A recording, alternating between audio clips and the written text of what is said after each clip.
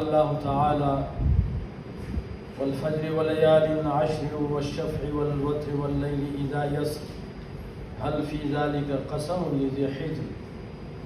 وقال الله تعالى إنا أعطيناك الكوثر فصل لربك وانحر إن شانئك هو الأبتر. وقال الله تعالى قل إن صلاتي ونسكي ومحياي ومماتي لله رب العالمين. وقال الله تعالى لن ينال الله لحومها ولا دماؤها ولكن يناله التقوى منكم ولتكبروا الله على ما هداكم وبشر المحسنين. وقال النبي صلى الله عليه وسلم ما من أيام العمل الصالح فيهن أحب إلى الله من هذه الأيام العشرة رواه البخاري. وقال النبي صلى الله عليه وسلم ما من أيام العمل الصالح فيها أحب إلى الله.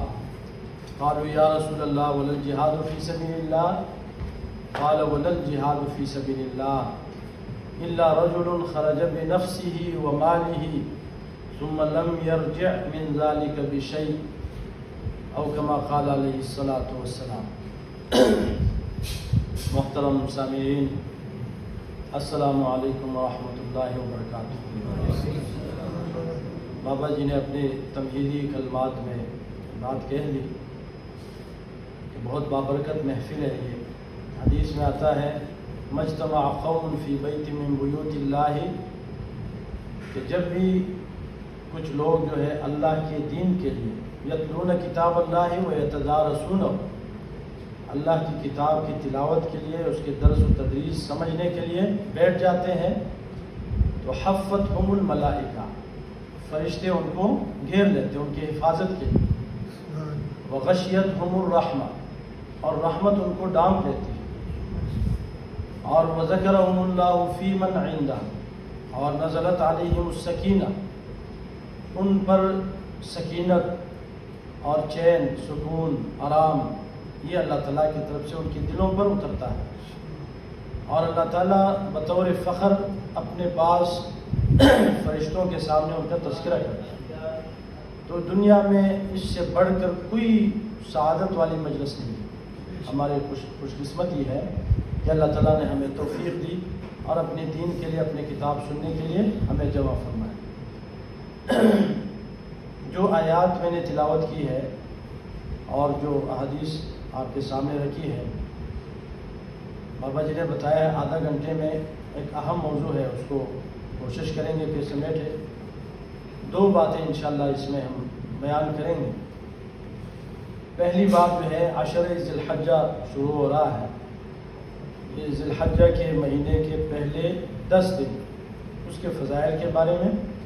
اور دوسری بات جو ہے قربانی کی اہمیت، قربانی کی اصل روح اور قربانی کا فلسفہ اور حکمت، یہ انشاءاللہ آج کے مجلس میں ہم سمجھنے کی کوشش کریں گے.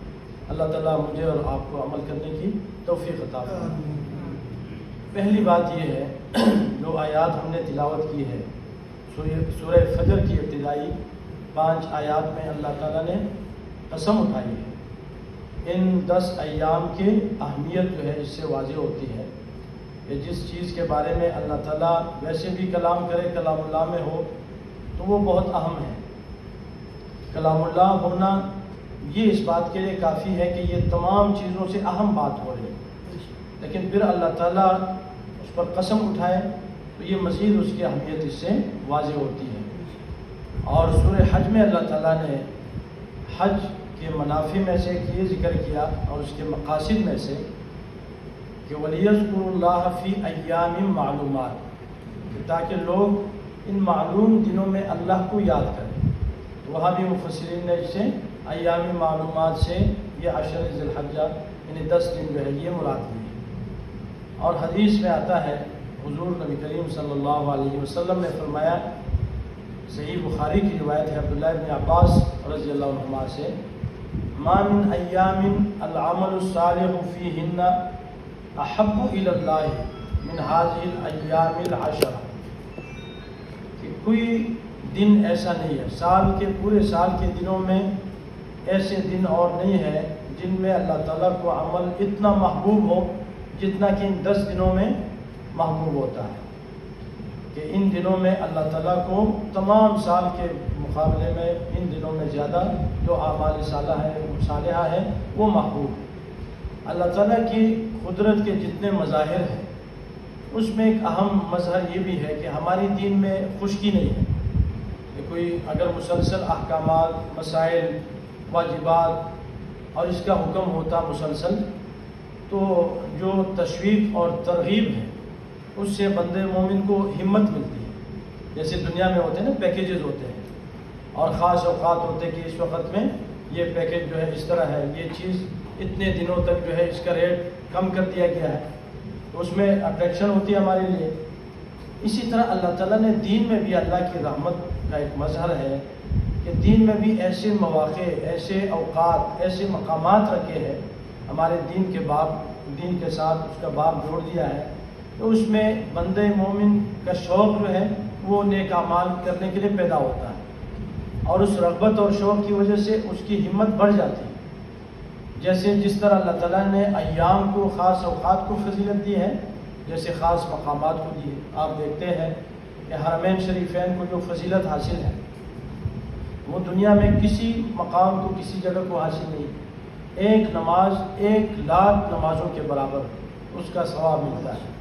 کوئی بھی نیک عمل ہو 1,00,000 میں اس کو ضرب دیا جاتا ہے۔ اسی طرح آپ ادھر جاتے ہیں، مسجد قباء جاتے ہیں، 2 رکعت پڑھتے ہیں تو عمرہ کے برابر۔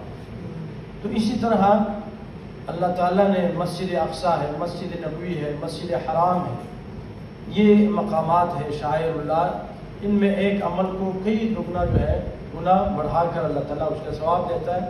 اسی طرح اوقات میں بھی رمضان کا مہینہ گزر چکا، لیلۃ القدر خیر من 1000 شہر، 1000 مہینوں کے سے افضل، برابر نہیں افضل، خیر کا معنی ہے اس سے بھی افضل، اور وہ اللہ کے علم میں ہے کہ کتنا افضل، جتنا جس کا اخلاص اور نیکی کا حرص زیادہ ہوتا جائے گا اتنا اللہ تعالیٰ اس کو مزید بڑھائے۔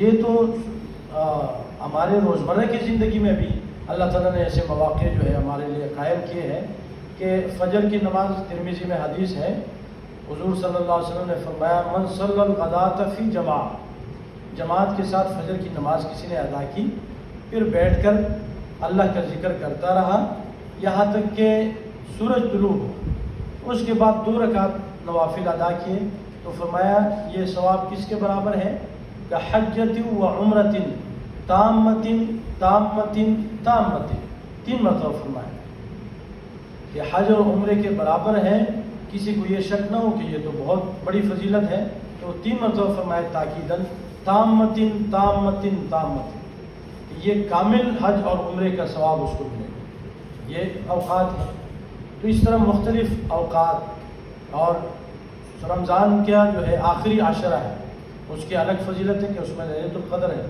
ان ایام کے دنوں کی فضیلت ہے کہ اس میں یوم عرفہ ہے، اس میں یوم النحر ہے، تو اللہ کے نبی صلی اللہ علیہ وسلم نے فرمایا کہ یوم عرفہ جو ہے کوئی دن اس کے برابر نہیں۔ یوم عرفہ کا روزہ رکھیں تو 2 سال کے فرمایا کہ یکفر سنتین ماضیۃ و مستقبلۃ، 2 سالوں کے گناہوں کا کفارہ بن جاتا ہے، ایک گزرے ہوئے سال کا، ایک آئندہ سال۔ یوم النحر کے بارے میں، قربانی کے دن کے بارے میں فرمایا بہت بڑا دن ہے۔ تو اسی طرح کے ایام، اوقات اللہ تعالیٰ نے ہمارے جو ہے ریفریشمنٹ کے لیے، ہمارے شوق اور رغبت کو بڑھانے کے لیے، نیکیاں کرتے وقت ہماری ہمت بندھانے کے لیے ایسے اوقات اللہ نے مقرر فرمائے ہیں۔ یہ مختلف پیکیجز ہیں کہ اس سے ہم فائدہ اٹھائیں۔ آپ دیکھتے ہیں نوجوانوں کو ایسے پیکیجز ہوتے ہیں رات 12 بجے سے صبح 9 بجے تک، لیکن وہ جاگ رہا ہے، کیوں؟ وہ کہتے ہیں میرے MBs جو ہے نا وہ کیا ہو رہے ہیں، وہ خرچ ہو جائیں گے، ایسے ضائع ہو جائیں گے۔ اللہ کے دین کے اتنے بڑے پیکیجز وہ ہم سے گزر کر آ جاتے ہیں، ہماری زندگیوں میں کتنے دفعہ ایسا ہوتا ہے اور گزر جاتے ہیں۔ تو یہ فرمایا کہ ما من ایام العمل الصالح فیہن احب الی اللہ۔ دوسری بات اسی حوالے سے جو ہے وہ یہ ہے کہ اکثر افراد تفرید کا معاملہ ہوتا ہے، نوافل کے حوالے سے ہمارا رجحان قومی جو ہے اجتماعی یہ بنا ہوا ہے کہ کوئی سال میں ایسے دن آتے ہیں تو نوافل کی بڑی رغبت، رات کو مساجد کھلے ہوتے ہیں۔ میں اکثر مسجد میں ایک مرتبہ نماز پڑھائی، 27ویں شب رجب کی، تو فجر کی نماز پڑھائی، سلام پھیر کر پوری مسجد بھری ہوئی فجر میں۔ مجھے بڑا تعجب ہوا، تو لوگوں سے میں نے استفسار کیا کہ کیا کل کا جو ہے فجر کی نماز کیا وہ فرض نہیں تھی، وہ اللہ کا حکم نہیں تھا؟ تو یہ جو نوافل اور ایسے دنوں میں جو اعمال صالحہ اور اس کی قیمت بڑھ جاتی ہے، اس کے لیے شرط یہ ہے کہ اس سے پہلے فرائض کا اہتمام ہو، واجبات کا اہتمام ہو، اور منہیات اور مکروہات اور حرام محرمات سے اجتناب ہو۔ تو یہ پھر دوسرے درجے میں ہے نوافل کا۔ صحیح بخاری میں ایک روایت ہے، اکثر آپ لوگوں نے سنا ہوگا، جو اس کا دوسرا حصہ ہے وہ تو بہت عام ہے، تقریباً عوام الناس میں مشہور ہے، لیکن حدیث لوگ پہلا حصہ بیان نہیں کرتے۔ شروع کہاں سے حدیث ہو رہی ہے؟ صحیح بخاری میں اللہ نے نبی صلی اللہ علیہ وسلم نے فرمایا کہ اللہ فرماتا ہے، حدیث قدسی ہے کہ من عادى لي وليا فقد آذنته بالحرب، جو میری ولی اور دوست کو اذیت دے گا تو میری طرف سے اس کے لیے کیا ہے؟ اعلان جنگ ہے۔ دوسرا جملہ فرمایا وما يتقرب الي عبدي مما افترضته عليه، کہ فرائض سے بڑھ کر کوئی شے ایسی نہیں ہے جس کے ذریعے بندہ میرا قرب حاصل کرے۔ فرائض اور واجبات سے سب سے زیادہ اللہ کی قربت وہ فرائض سے واجبات سے حاصل ہوتی ہے۔ اس کے بعد تیسرے نمبر پر فرمایا وما يزال عبدي يتقرب الي بالنوافل، اور میرا بندہ نوافل کے ذریعے میرا قرب حاصل کرتا رہتا ہے حتی احببتہ، یہاں تک کہ میں اس سے محبت کرنے لگتا ہوں۔ فإذا أحببته، جب میں اس سے محبت کرنے لگتا ہوں، كنت سمعه الذي يسمع به، تو میں اس کے کان بن جاتا ہوں جس کے ذریعے وہ سنتا ہے۔ وكنت سمعه الذي بصره الذي يبصر به، میں اس کی آنکھ بن جاتا ہوں جس کے ذریعے وہ دیکھتا ہے۔ ويده التي يبطش بها، میں اس کا ہاتھ بن جاتا ہوں جس کے ذریعے وہ پکڑتا ہے۔ ورجله التي يمشي بها، اور اس کا پاؤں بن جاتا ہوں جس کے ذریعے وہ چلتا ہے۔ کیا مطلب ہے کہ اس کی تمام قوتیں، اس کے جو ہے سماعت، بصارت، بصیرت، چلنا پھرنا، اٹھنا بیٹھنا سب اللہ کے تابع ہو جاتا ہے۔ اللہ تعالیٰ اس کو نیکی کی توفیق عطا فرما دیتا ہے۔ دنیا میں سب سے بڑھ کر جو قیمتی شے ہے ہدایت کے بعد وہ یہ ہے کہ اللہ تعالیٰ جس کو نیکی کی توفیق عطا فرمائے، اور نیکی کی توفیق اس کو ملتی ہے جس میں طلب موجود ہوتے ہیں۔ وَيَهْدِي إِلَيْهِ مَنْ أَنَابَ، ہدایت اس کو ملتی ہے جس میں کیا ہو؟ طلب موجود ہو، تڑپ موجود ہو، تو اس کو اللہ تعالیٰ توفیق دیتا ہے۔ تو یہ ہے کہ پہلا درجہ ان ایام میں اگر ہم عمل کریں عمل صالحہ تو ایسا نہ ہو کہ ہمارے فرائض ناقص ہو اور ہم نوافل کرتے رہیں، اس کی کوئی قیمت نہیں ہو۔ پہلے ہم فرائض اور واجبات کا خیال رکھیں، اہتمام کریں، محرمات اور مکروہات سے رک جائیں، تو دوسرے درجے میں نوافل کا زیادہ سے زیادہ اہتمام کریں۔ تیسری بات جو ہے اس حوالے سے جو دوسری حدیث تھی وہ بھی عبداللہ ابن عباس رضی اللہ عنہما سے مروی ہے۔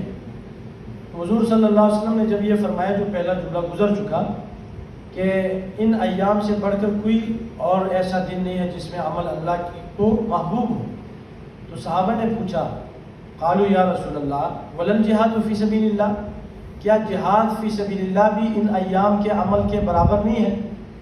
تو فرمایا ولل جہاد فی سبیل اللہ، اللہ کے نبی صلی اللہ علیہ وسلم نے فرمایا ان ایام میں جو عمل ہے تو جہاد فی سبیل اللہ بھی ان کے ثواب میں ان کے برابر نہیں۔ اب اس سے ایک بات تو یہ واضح ہو گئی کہ صحابہ کرام جب کسی چیز کا ثواب معلوم کرتے تھے تو ان کے پاس میزان اور معیار اور ترازو کیا تھا؟ کہ سب سے بڑھ کر ان کے ذہنوں میں جو عمل تھا وہ جہاد فی سبیل اللہ، کہ وہ جہاد فی سبیل اللہ کو معیار بنا رہے ہیں کہ کیا یہ جہاد فی سبیل اللہ سے بھی بڑھ کر ہے؟ اللہ کے نبی صلی اللہ علیہ وسلم نے فرمایا کہ اس سے بھی بڑھ کر ہے۔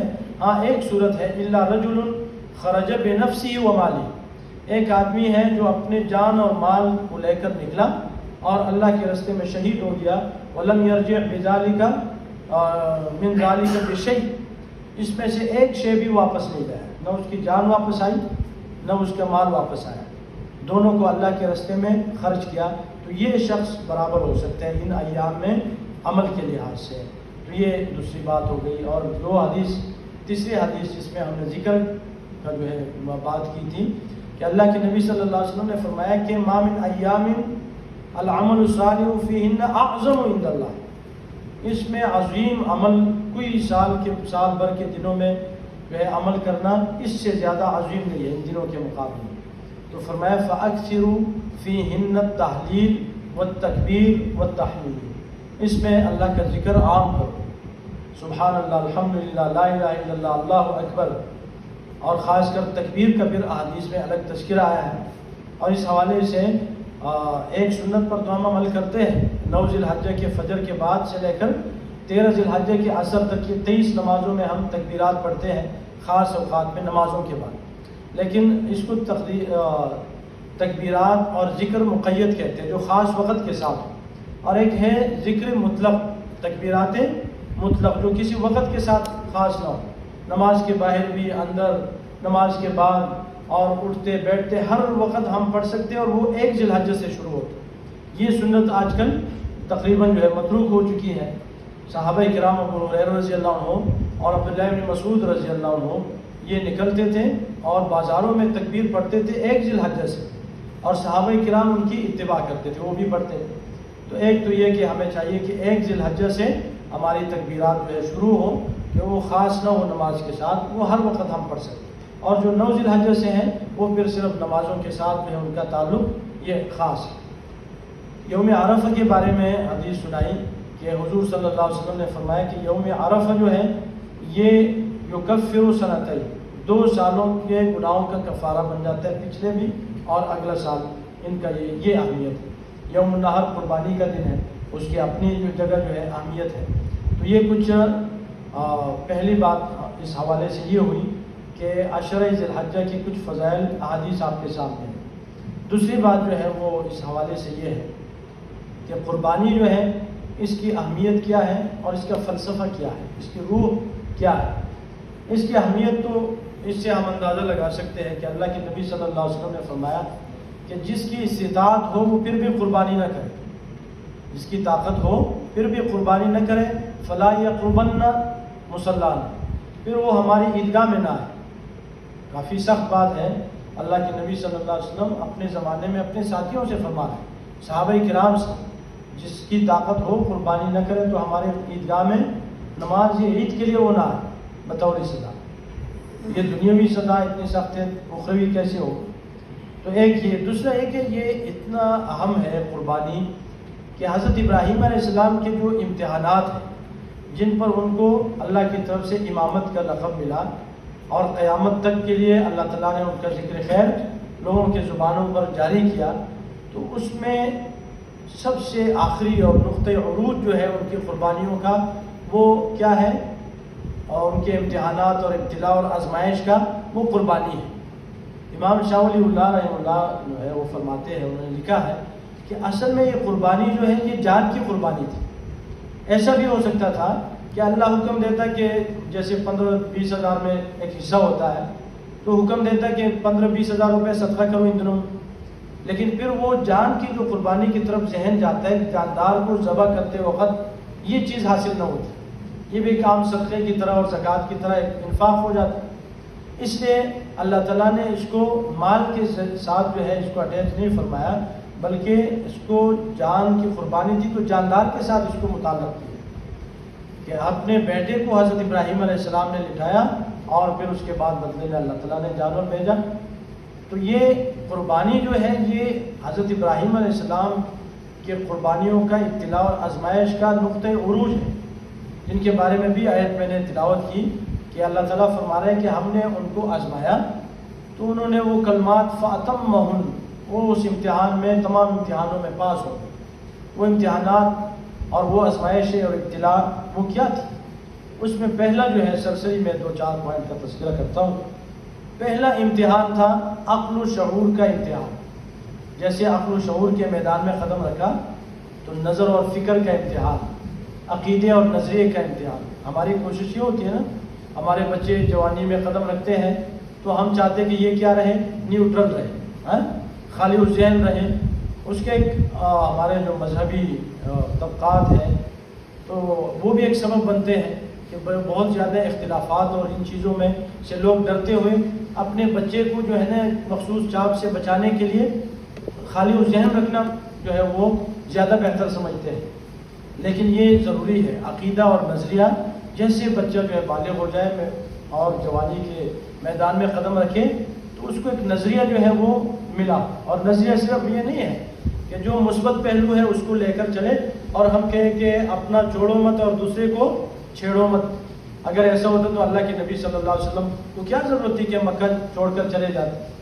اللہ کے نبی صلی اللہ علیہ وسلم کو کیا ضرورت تھی کہ آپ کی زندگی میں تقریباً 98 جو ہے جنگیں ہوئی 10 سال میں. مدینہ کی زندگی میں جو مدنی زندگی ہے اس کا ایوریج ہم نکالتے ہیں تو ہر 36-37 دن بعد ایک لڑائی، جن میں 25 یا 28-27 میں تو خود اللہ کے نبی صلی اللہ علیہ وسلم شامل ہوئے. اور صحابہ کرام فرماتے ہیں کہ میدان کارزار جب گرم ہوتا ہم میں سب سے آگے جو شخص ہوتا تھا وہ اللہ کے نبی صلی اللہ علیہ وسلم ہوتے. تو یہ نہیں ہے کہ ہم، یہ تو گاندھی کا نظریہ ہے نا کہ اپنا چھوڑو مت دوسروں کو چھیڑو مت. کوئی ادھر تپڑ لگائے تو آپ دوسرا گال جو ہے وہ سامنے کر. دین اسلام میں تو جب 8-10 افراد ابھی مسلمان ہوئے تھے تو یہ صورت نازل ہو گئی. لوگوں نے بڑی کوشش کی کمپرومائز. وہ تو یہی چاہتے تھے مشرکین مکہ کہ آپ جو ہے اپنی عبادت کریں لیکن ہمیں اور ہمارے معبودوں کو برا بھلا نہ کہیں. تو اس وقت کیا صورت نازل ہوئی؟ قل یا ایھا الکافرون. بہت ضرورت تھی اس وقت ہاتھ ملانے کی، کمپرومائز کی، کہ اللہ کے نبی صلی اللہ علیہ وسلم پر الٹی ڈالی جا رہی ہے، گلے میں جو ہے چادر ڈال کر گلا دبایا جا رہا ہے، ایسا سخت وقت. لیکن اس وقت صورت نازل ہوئی قل یا ایھا الکافرون لا اعبد ما تعبدون. تو یہاں آپ دیکھیے کہ ابراہیم علیہ السلام کے جو پہلا امتحان اور آزمائش ہے اس حوالے سے کیا ہے؟ فلما جن علیہ اللیل رأى کوکبا قال ھذا ربی فلما افل قال لا احب الافلین. جب آپ نے دیکھا کہ لوگ ستاروں کی عبادت کر رہے ہیں، چاند کی، سورج، تو انہوں نے ستاروں کو دیکھا تو فرمایا ھذا ربی، کیا یہ میرا رب ہو سکتا ہے؟ فلما افل، جب وہ ڈوب گئے ستارے، فرمایا لا احب الافلین، ڈوبنے والوں سے محبت میں نہیں کرتا، ان کو خدا نہیں بنا سکتا. فلما رأى الشمس فلما رأى القمر بازغا، جب چاند کو دیکھا تو فرمایا ھذا ربی، کیا یہ میرا رب ہے؟ فلما افل قال لئن لم يهدني ربي لاكونن من القوم الضالين. پھر اس کے بعد سورج کو دیکھا، وہ بھی غائب ہو گیا، فرمایا ھذا ربی ھذا اکبر، کیا یہ سب سے بڑا رب ہے؟ تو فلما افلت قال یا قوم انی بریء مما تشرکون. اب دیکھو نا، ایک پہلو یہ تھا کہ اللہ کو مانتا ہوں، انی وجہت وجہی للذی فطر السماوات والارض حنیفا وما انا من المشرکین. یہ مثبت پہلو ہے. لیکن اس سے پہلے مقدم کیا ہے؟ بیزاری کا اعلان کرنا. طاغوت سے، شرک سے بیزاری کا اعلان پہلے کیا، پھر بعد میں مثبت پہلو. فمن یکفر بالطاغوت ویؤمن باللہ میں پڑھتے ہیں نا کہ جس نے طاغوت کا انکار کیا اور اللہ پر ایمان لے آیا، ادھر بھی طاغوت کا انکار ضروری ہے.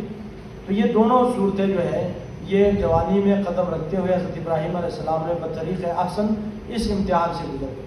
دوسرا امتحان کیا تھا؟ ان کے قوتی ارادی کا امتحان. ابتدا کہاں سے ہوئی؟ اپنے گھر سے. یا ابتی لا تعبد الشیطان یا ابتی لم تعبد ما لا يسمع ولا يبصر ولا يغني عنك شيئا. اے ابا جان، جو سن نہیں سکتے، جو دیکھ نہیں سکتے، آپ ان کی عبادت کیوں کر رہے ہیں؟ یا ابتی انی قد جاءنی من العلم ما لم یأتک فاتبعنی اہدک صراطا سویا. میری اتباع کیجئے، میرے پاس علم ہے. یا ابتی لا تعبد الشیطان، شیطان کی عبادت نہ کرے. اور جواب کیا ملا؟ اراغب انت عن آلہتی یا ابراہیم لئن لم تنتہی لارجمنک. تمہیں سنسار کر دوں گا، پتھراؤ کروں گا تیرے اوپر اور یہاں سے چلے جا. یہ ادھر سے شروع ہوا اور قوم کے ساتھ وحاجہ قوم کے ساتھ مباحثہ ہوا. قال تحاجونی فی اللہ وقد ہدان، اللہ کے بارے میں میرے ساتھ مباحثہ کر رہے ہو. اور پھر بادشاہ تک الم تر الی الذی حاج ابراہیم فی ربہ ان آتاہ اللہ الملک. میں صرف آیات کی طرف اشارہ کر رہا ہوں ٹائم کی کمی کی وجہ سے. تو ابراہیم علیہ السلام نے گھر سے وہ جو ہے مقابلہ شروع ہوا، مناظرہ مباحثہ دین کے لیے، اور وہ قوم تک پھر بادشاہ تک پہنچ گئے. اور اس کے بدلے میں کیا ہوا کہ ان کو جو ہے وہ قوت ارادی کی انتہا دیکھیے کہ آگ میں ڈال دیے گئے. روایت میں آتا ہے کہ جب آپ آگ میں ڈالے جا رہے تھے جبریل امین آئے، آپ کو کوئی ضرورت نہیں ہے، وہ فرمایا جا رہے ہیں حسبنا اللہ و نعم الوکیل، حسبنا اللہ و نعم الوکیل۔ ابراہیم علیہ السلام فرماتے ہیں اما الیک فلا و اما الی اللہ فلا، ضرورت ہے مجھے لیکن تیری نہیں ہے، اللہ کی بہرحال مجھے ضرورت ہے۔ تو پھر اللہ نے باقی انبیاء کے ساتھ جو مدد اللہ فرماتے ہیں تو اس طریقے کو اختیار نہیں فرمایا اللہ نے کہ فرشتے کو بھیجا، جبریل آتے تھے نا بستیوں کو اٹھا کر پھینکتے تھے، وہاں اللہ تعالیٰ نے یہاں ڈائریکٹ حکم دیا یا نار کونی بردا و سلام علی ابراہیم، اے آگ ٹھنڈی ہو جا اور سلامتی والی ہو جائے ابراہیم علیہ السلام۔ اس سے بھی اللہ تعالیٰ نے دیکھو یہ پھر بدلے میں ایسے حالات اللہ تعالیٰ مدد فرماتا ہے جب آدمی جو ہے کوشش کرتا ہے۔ اور آخری اس کا نقطۂ عروج اور کلائمیکس جو ہے وہ ان امتحانات کا ابتدا اور آزمائش کا یہ ہے کہ اپنے بیٹے کو ذبح کرنا۔ اس زبان سے کتنا آسان ہے، ہمارا بچے گھر میں بچے کھیلتے ہیں ایسے اچانک دوڑتے ہیں، خیال نہیں رکھتے کہ کہیں لگ جائے گا کہیں، تو آدمی ہر وقت آواز دیتا ہے نا یہ گرا وہ گرا، ہر وقت آدمی کا دھڑکن تیز ہو جاتا ہے، اور اگر کہیں گر جائے زخم لگ جائے پھر تو دوڑیں لگ جاتی ہیں۔ اور اپنے بچے کو لٹا کر چھری لے کر ذبح کرنا، اور بچہ بھی ایسا کہ باپ پوچھتا ہے انی ارا فی المنام انی اذبحک فانظر ماذا تری، میں خواب میں دیکھ رہا ہوں کہ میں آپ کو ذبح کر رہا ہوں تو آپ دیکھ لیجئے کہ کیا کرنا چاہیے۔ تو وہ جواب میں کیا فرماتے ہیں یا ابت افعل ما تؤمر ستجدنی انشاء اللہ من الصابرین، یا ابا جان آپ کر گزریے جو کرنا ہے آپ مجھے صابر پائیں گے انشاءاللہ۔ اس وقت فلما اسلم وتلہ للجبین، جب پیشانی کے بل ان کو گرایا لٹایا اور ذبح کرنے لگے، اب ابراہیم علیہ السلام کو تو علم نہیں کہ یہ اللہ کی طرف سے جانور آئے، اس وقت اللہ تعالیٰ نے انتظام فرمایا اور اللہ تعالیٰ نے ان کو بچایا۔ اور یہ قربانی جو ہے قیامت تک کے لیے حضرت ابراہیم علیہ السلام کی سنت کو جاری اور ساری فرمایا۔ صحابہ اکرام نے ایک مرتبہ پوچھا تھا نا ما ھذہ الاضاحی یا رسول اللہ، یہ قربانیوں کا کیا معاملہ ہے جو ہم کرتے ہیں؟ فرمایا سنت ابیکم ابراہیم، یہ تمہارے ابا جان ابراہیم علیہ السلام کی سنت ہے۔ تو اس سے جو قربانی ہے اس کی اہمیت یہ واضح ہو جاتی ہے۔ اور آخری بات اس حوالے سے یہ ہے کہ قربانی کی جو روح ہے وہ تقویٰ ہے۔ دیکھیے اللہ نے فرمایا لن ینال اللہ لحومها ولا دماؤها، اللہ کو نہ تمہارے قربانیوں کا گوشت پہنچ جاتا ہے نہ خون پہنچتا ہے، ظاہر ہے گوشت تو ہم خود ہی کھاتے ہیں نا، تو فرمایا ولاکن ینالہ التقویٰ منکم، تقویٰ اللہ کو پہنچتا ہے۔ تو تقویٰ جو ہے یہ تقویٰ کا معنی ہے بچنا، گناہوں سے بچنا، تو زندگی ایسے گزارنا کہ بچ بچا کے اپنے آپ کو گناہوں سے آگے بڑھنا۔ اور تقویٰ جو ہے یہ ایسے ہو کہ یہ اندر سے شروع ہو باطن سے، اور ظاہر پر اس کے اثرات ہو، اس کا سفر باطن سے ظاہر کی طرف۔ ہمارا تقویٰ یہ ہوتا ہے کہ وہ ظاہر سے شروع ہوتا ہے، اندر ہو یا نہ ہو، لیکن کوئی بڑے جو ہے لباس کے حوالے سے ہم سوچتے ہیں کہ ہمارے تقویٰ ظاہر ہو جائے، چال ڈال میں ہماری تقویٰ جو ہے وہ ظاہر ہو جائے، اور آہستہ آہستہ گفتگو کرتے وقت لوگوں کو محسوس ہو جائے کہ میرے اندر تقویٰ ہے۔ تو ایسی تقویٰ جو ہے مطلوب نہیں ہے۔ حضرت عمر کے زمانے میں کوئی نوجوان جا رہا تھا نا، تو انہوں نے پوچھا یہ کون ہے، یہ بندہ بیمار ہے ایسے آہستہ آہستہ جا رہا ہے، تو کسی نے فرمایا من القراء، یہ قاری صاحبان سے تعلق رکھتا ہے۔ تو انہوں نے فرمایا کہ رستے میں ایسا نہ چلو بیماروں کی طرح، سیدھا ہو کر چلو، ایک کافر دیکھ کر وہ ترنے والا جو ہے نہ سمجھے۔ تو ایسے چال ڈال میں کوئی لوگ ایسا سمجھتے کہ ہاں یہ ہے کہ عاجزی کے جو تکبر کی چال ہے اس سے بچنا چاہیے کہ سیدھا نکال کر اور متکبرانہ چال، لیکن ایسا آہستہ آہستہ چلنے کو تو تقویٰ نہیں کہتے نا۔ اللہ کے نبی صلی اللہ علیہ وسلم کے بارے میں آتا ہے کہ جب وہ چلتے تھے تو ایسے کان نہ ہو ہر والا زمین ان کی طرف سمٹ رہی ہے، اتنے تیزی سے چلتے ہیں۔ ہاں یہ ہے کہ آپ کا سینہ ایسے نکلا ہوا نہیں ہوتا تھا۔ تو بہرحال بات سے بات نکل رہی ہے، پہلے بھی بابا جی نے جو ہے بات کی ہے کہ وقت کا خیال جو ہے رکھنا ضروری ہے۔ تو اس کی روح جو ہے وہ کیا ہے؟ تقویٰ ہے۔ اور دوسرا کیا ہے؟ وَلِتُكَبِّرُ اللَّهَ، اللہ کی بڑائی۔ آپ دیکھیں ان دنوں میں، باقی دنوں میں بڑائی کرتے زبانی، ان دنوں میں بڑائی کیا ہوتی ہے؟ عملی طور پر۔ تو مقصود کیا ہے کہ اللہ کی بڑائی عملاً نظر آ جائے۔ اب یہ کہ ہمارے اس مجلس کے حد تک اللہ بڑا ہے، ہم دین کی بات سن رہے ہیں، مسجد کے حد تک اللہ بڑا ہے، لیکن مسجد سے نکلے تو پھر میرا من بڑا ہے، میری خواہشات بڑے ہیں، میرا فیملی جو ہے وہ بڑی ہے، اور اللہ کے دین کا ٹکراؤ آئے گا تو میں ان کی بات مانوں گا، میرا من اور اللہ کے حکم کے مقابلے میں درمیان میں ٹکراؤ آئے گا تو میں اپنے من کی بات اور خواہش پر چلوں گا، اللہ کی بات کو چھوڑوں گا۔ ہمارے عدالتوں میں اللہ بڑا نہیں ہے، ہمارے تھانے میں اللہ بڑا نہیں ہے، ہمارے لین دین میں، تجارت میں، معاملات میں، پڑوسی کے ساتھ جو ہے تعلقات میں، اس میں اللہ بڑا نہیں ہے۔ تو مقصود اصل اس سے کیا ہے کہ اللہ کی بڑائی جو ہے وہ عملاً ظاہر ہو جائے، وہ نظر آ جائے۔ اور آخری بات جو ہے اس حوالے سے یہ ہے کہ قربانی کی حکمت کیا ہے؟ حکمت یہ ہے کہ چونکہ حج جو ہے تمام ارکان میں ایک ایسا عمل ہے کہ یہ ایک خاص مقام پر ہے، ہر ایک آدمی ادھر نہیں جا سکتا، اس لیے اس تمام اہل ایمان کو اس میں شامل کرنے کے لیے یہ دو چیزیں ہمیں اس حج میں سے دی گئی، ایک قربانی اور ایک نماز عید، کہ جو لوگ نہیں جا سکتے وہ بھی اس حج کے جو ہے کچھ نہ کچھ اس میں حصہ ڈالیں اور اس کے افعال اور ارکان میں شامل ہو جائیں۔ اللہ تعالیٰ ہمیں آپ کو عمل کرنے کی توفیق عطا فرمائے۔ وما علینا الا البلاغ۔ دعا فرما دیں۔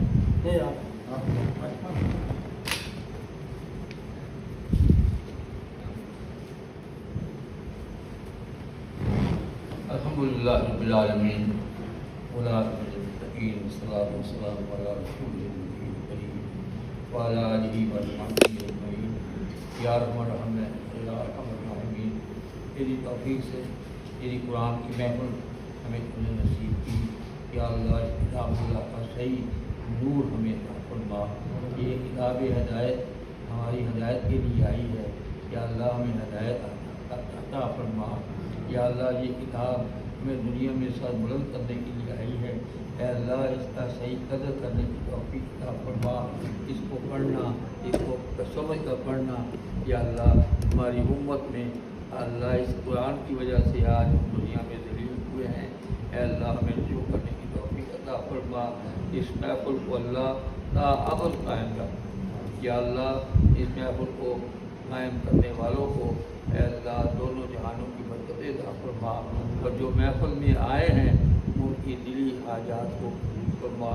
اور یا اللہ جو ہمارے اہل خانہ کے جو بزرگ دنیا میں ایمان کی حالت میں دنیا سے چلے گئے ان سب کی مغفرت فرما، جو بیمار ہیں ان کو شفا عطا فرما۔ یا اللہ جن کو ابھی انہیں اولاد نرینہ نہیں دی، اے اللہ یہ نعمت اے اللہ انبیاء مانگتے رہے، اے اللہ ہم بھی اللہ تیرے سے سوال کرتے ہیں، یا اللہ میرے امت کو بھی نیک صالح فرزند عطا فرما، اور کے والدین کا سایہ تا ابد قائم رکھے۔ اے اللہ جس طرح آج قرآن کی محفل اس گھر میں ہوئی ہے، اے اللہ یہ ہر گھر کی محفل بن جائے۔ اے اللہ اس کتاب کی وجہ سے ہمیں بلندی ملنی ہے، یا اللہ جن کو توفیق دی ہے، یا اللہ تا ابد اس کی توفیق کو قائم رکھے۔ یا اللہ درود پڑھ لیں، اللہم صلی علی محمد عبدک و رسولک للمؤمنین والمؤمنات والمسلمین والمسلمات، سبحانک اللہم وبحمدک، نشہد ان لا الہ الا انت، نستغفرک ونتوب الیک، برحمتک یا